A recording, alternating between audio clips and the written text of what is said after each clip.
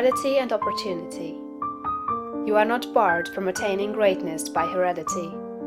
No matter who or what your ancestors may have been, or how unlearned or lowly their station, the upward way is open for you. There is no such thing as inheriting a fixed mental position. No matter how small the mental capital we receive from our parents, it may be increased. No man is born incapable of growth. Heredity counts for something. We are born with subconscious mental tendencies, as for instance, a tendency to melancholy or cowardice, or to ill temper. But all these subconscious tendencies may be overcome.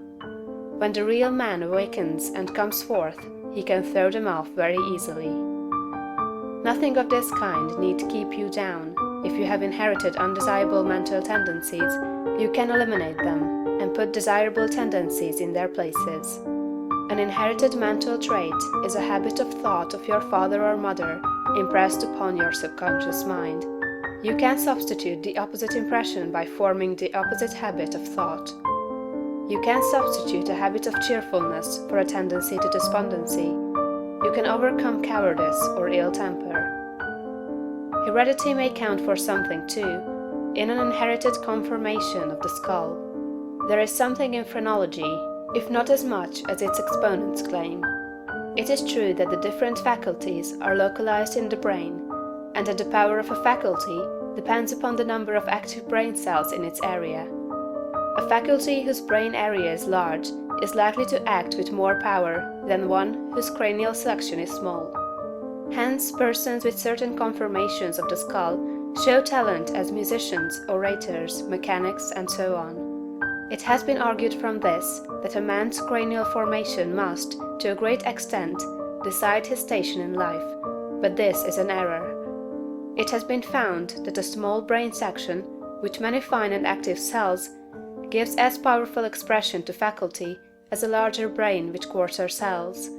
And it has been found that by turning the principle of power into any section of the brain, with the will and purpose to develop a particular talent, the brain cells may be multiplied indefinitely. Any faculty, power, or talent you possess, no matter how small or rudimentary, may be increased. You can multiply the brain cells in this particular area until it acts as powerfully as you wish. It is true that you can act most easily through those faculties that are now most largely developed. You can do, with the least effort, the things which come naturally, but it is also true that if you make the necessary effort you can develop any talent. You can do what you desire to do, and become what you want to be. When you fix upon some ideal, and proceed as hereinafter directed, all the power of your being is turned into the faculties required in the realization of that ideal. More blood and nerve force go to the corresponding sections of the brain, and the cells are quickened, increased, and multiplied in number. The proper use of the mind of man will build a brain capable of doing what the mind wants to do. The brain does not make the man makes the brain. Your place in life is not fixed by heredity. Nor are you condemned to the lower levels by circumstances or lack of opportunity. The principle of power in man is sufficient for all the requirements of his soul. No possible combination of circumstances can keep him down, if he makes his personal attitude right and determines to rise. The power which formed man and purposed him for growth also controls the circumstances of society, industry, and government. And this power is never divided against itself. The power which is in you is in the things around you, and when you begin to move forward, the things will arrange themselves for your advantage, as described in later chapters of this book. Man was formed for growth, and all things external were designed to promote his growth. No sooner does a man awaken his soul and enter on the advancing way, than he finds that not only is God for him, but nature, society, and his fellow men are for him also, and all things work together for his good if he obeys the law. Poverty is no bar to greatness, for poverty can always be removed. Martin Luther, as a child, sang in the streets for bread. Linnaeus, the naturalist, had only $40 with which to educate himself.